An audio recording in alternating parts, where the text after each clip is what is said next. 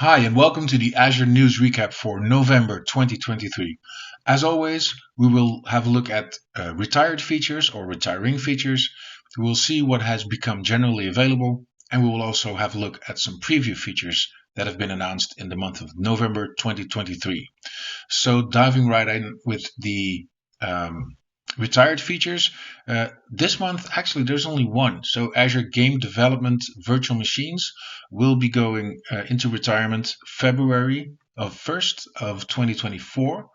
All of the resources that you might have will still be available and you can continue to use them.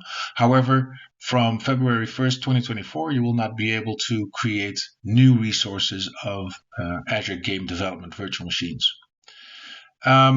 Then on to general availability, and the first one here is actually a biggie for me.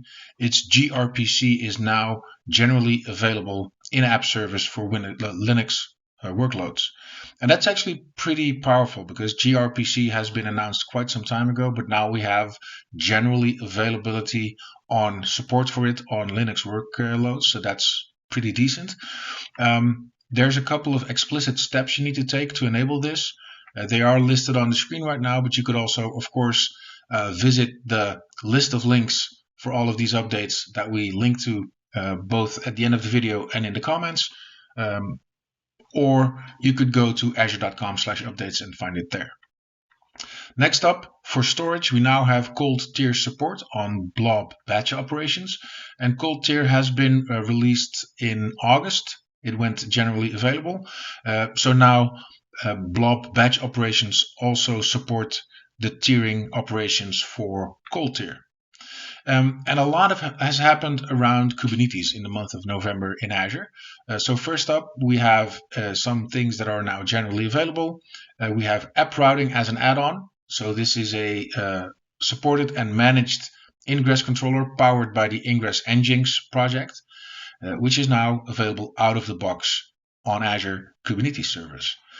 Next up is Kida add-on, which leverages more than 60 different Kida scalars that you can now have generally available on your AKS, and we support Kubernetes 1.28.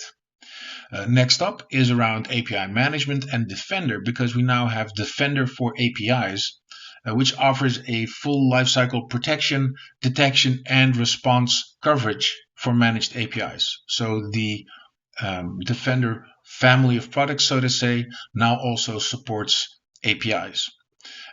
Jumping right into the preview features for the month of November.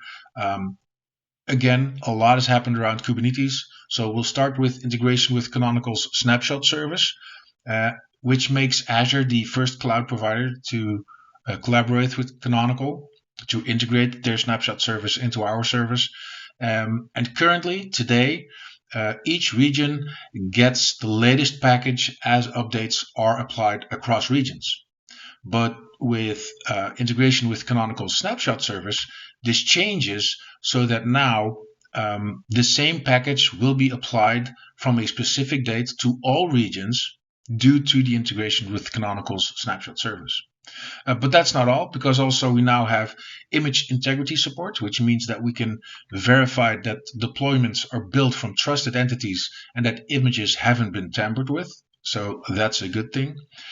We have artifact streaming support for Azure Container Registry, and also quite a big one, we have dual stack support in Azure CNI Overlay, which means that we now not only support IPv4, but also IPv6 traffic. That prepares us for what's about to come on the internet. Next up is on Application Gateway, because again, we have dual stack support, again, IPv6 and IPv4. We support both of those types of connections on the front end.